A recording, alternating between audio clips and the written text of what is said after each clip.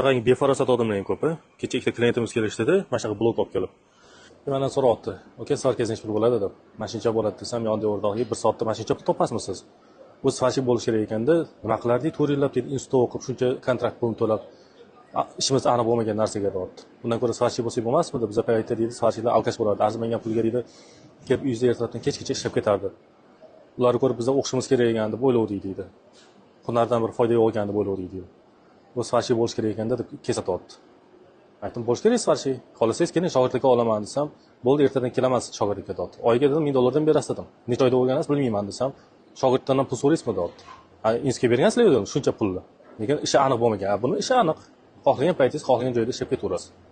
Faqat o'zingizda intirish bo'lsa, qiziqish bo'lsa bo'ldi. Bitta joyda qotib qolmasangiz bo'ldi desam, "Yo'q aka, bu ish menga to'g'ri kelmaydi" deyapti. Endi kelasiz, o'chirta turasiz. Boshqa varianti yo'q degan. Ana bitta gaplar bor. Kasbingni, diplomingni, mol-mulkingni kimdir olib qo'yishi mumkin, lekin hunaringni hech kim olib qo'ya olmaydi deb. O'shaning uchun hunar o'rganish kerak, zarar qilmaydi. Mayli o'qish o'z yo'liga. Hammasi o'z yo'li bilan ketaveradi, lekin hunarni o'rganib qo'yish kerak. Chunki mana shu yerda 50 ga yaqin o'zining ishini eng zo'rlari